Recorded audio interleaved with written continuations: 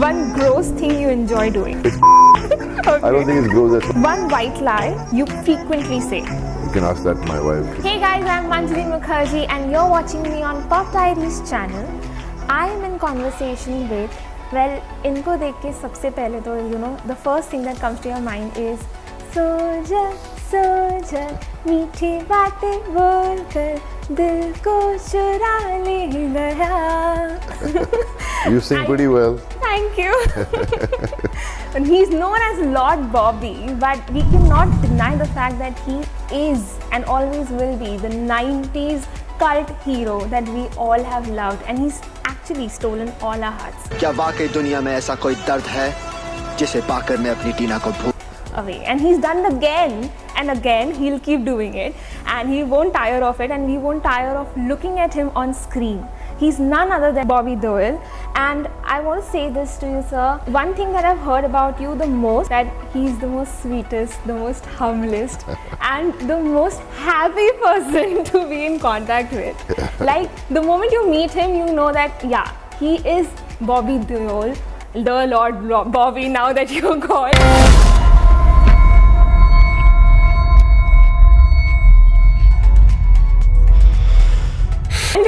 For a reason, and I have to admit it, like the aura itself is very changing, but I also have to congratulate you that you are part of Animal, which is doing superbly well, like 600 crore and counting worldwide.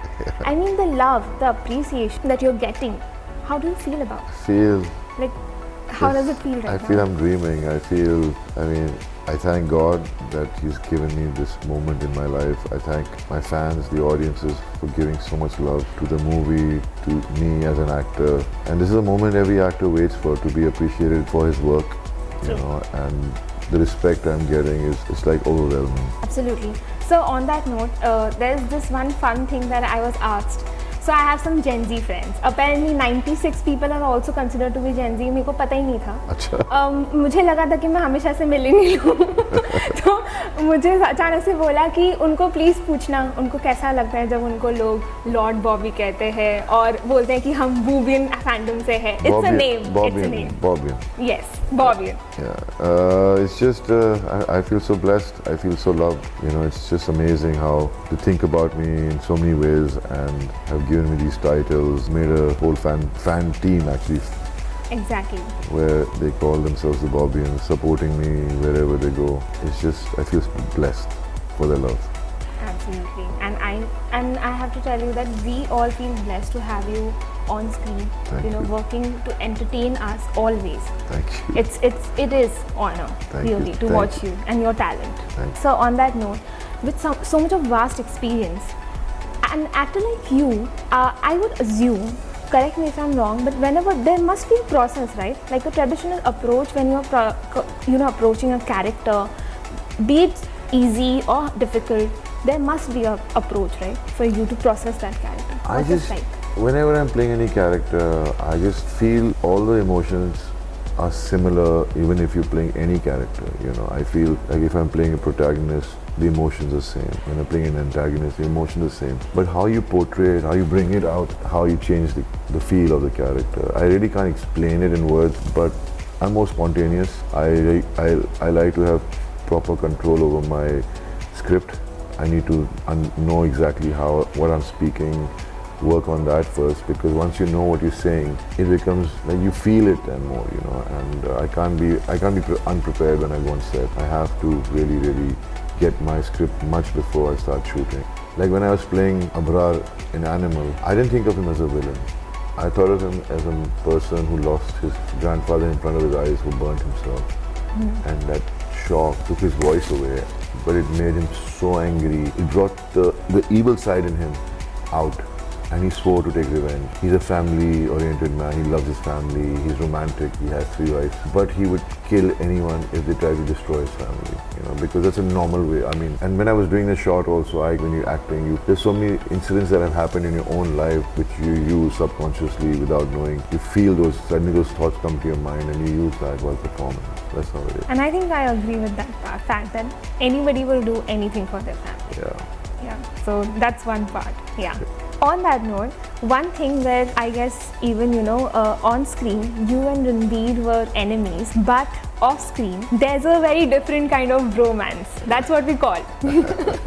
I want to know that what was the first meet cute? When it says the first time you meet someone, what was it like? I've known Ranbir for a long time. I mean, I didn't know him personally so well, but I've always been a big fan of his mom, his dad, and because we're from a film family, I used to always bump into him in parties when he was younger than me. But I used to always get very attracted by his personality. Whatever, I would always notice him.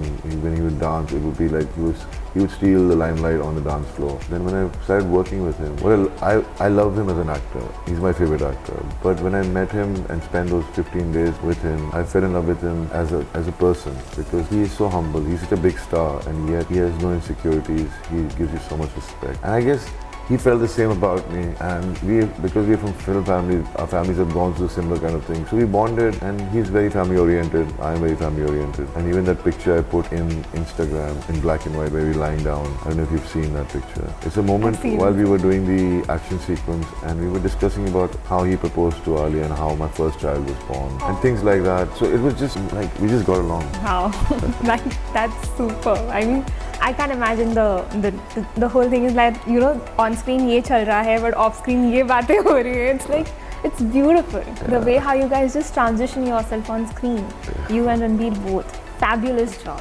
I have no words enough. Thank you. Okay.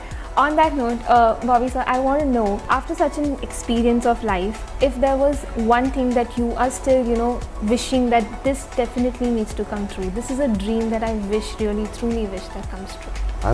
I feel I've just begun in my life again as an actor, and what is happening with me right now, something so special that I'm just so happy at this moment. But yes, it makes me nervous that I have to really work harder now and do better work. But we actors, you can never be perfect in your choices. You will make mistakes. So I just hope I don't. Keep proving myself as an actor and entertaining people. So if there was a time machine given to you, hypothetically, and I am very curious to know if you had the power to go back in time or in future, which phase would you like to go back? I would like to go into the 50s, early 60s, because I love the cinema from that time.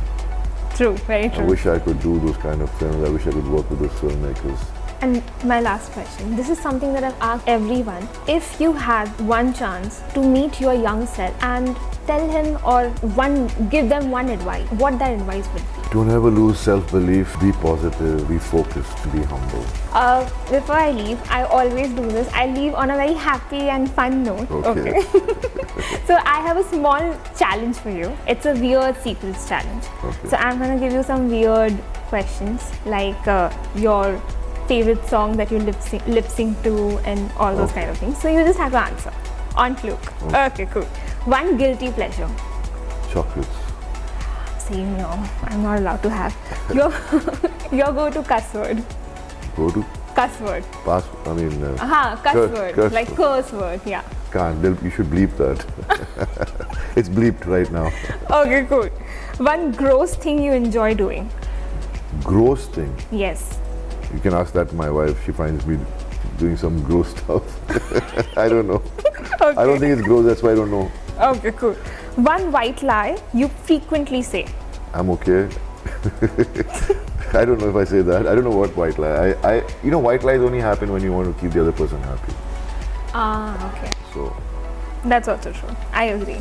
Okay, the most weird nickname that you've been given by anyone. Weird nickname? I think Bobby. That's my nickname. My real name is Vijay. Okay, one last question.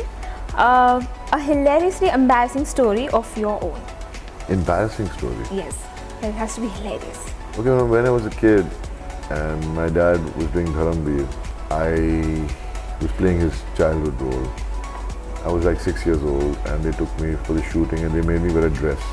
If you've seen Ranbir, my dad's wearing dresses. Yes. But in those days when I was so small, I used to not wear underwear. So I was very embarrassed. But then they got me a pair of shorts to wear. Okay.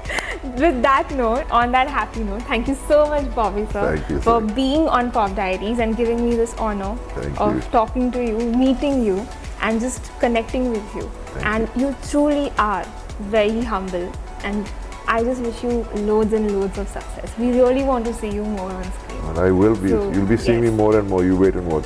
Exactly. I think there's something in works with Aryan Khan as well. Well, whatever rumors out there, some are true, some are false. I can't really tell you what is true and false. Okay, let's keep it in wraps. I'm going to wait excitedly. But you guys need to watch this interview, and if you've not watched Animal, go watch Animal in theatres and give it much love and give this interview love as well. I was Manjari Mukherjee with Bobby Deol only on Pop Diaries. Bye.